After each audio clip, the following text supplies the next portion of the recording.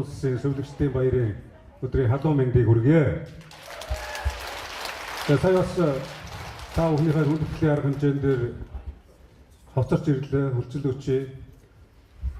Сувилагчдынхаа энэ сайхан одоо гигэн үйлсийн баярт ирлээ.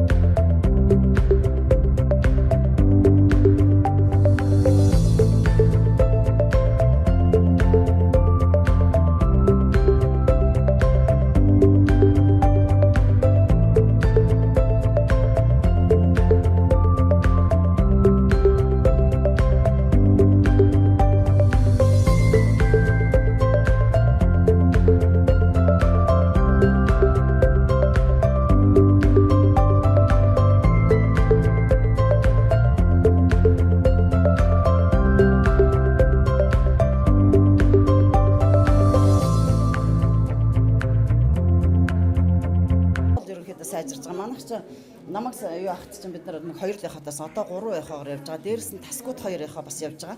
Тэгээд дандаа эмч болгон бол өөрсдөө баримжаа олгох сургалт хийгээд ерөнхийдөө бол ингээд жижиг дээр хараад байгаа. 4 сарын 15-наас 10 сарын 15-нд хичээлсэн байна. Засвар арай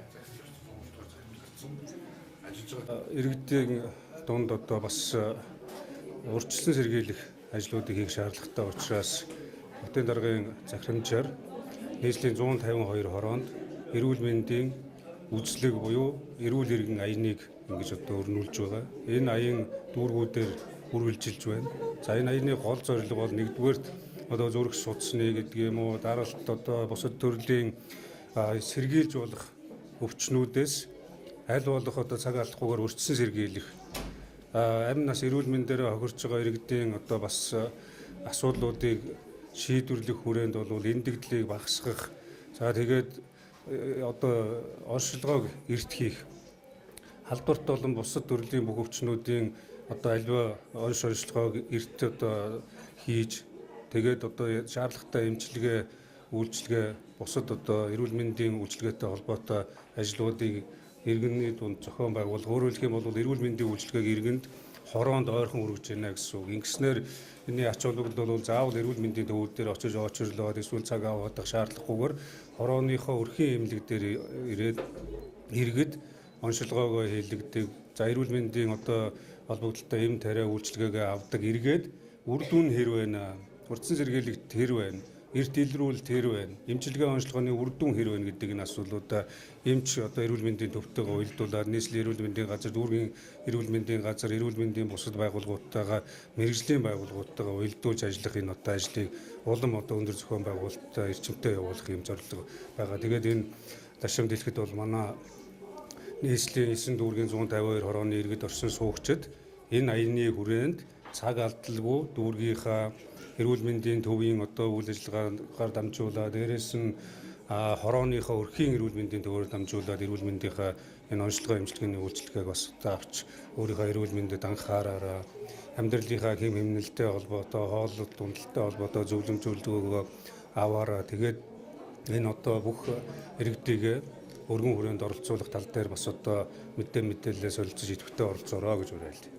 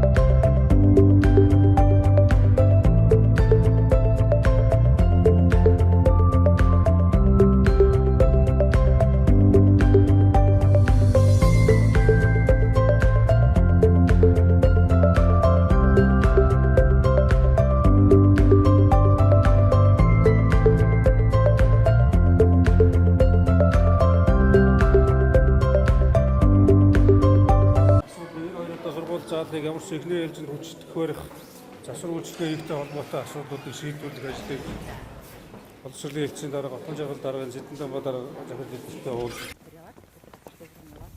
Тэр хаяад өөрсдөө яагаад орчихгүй юм.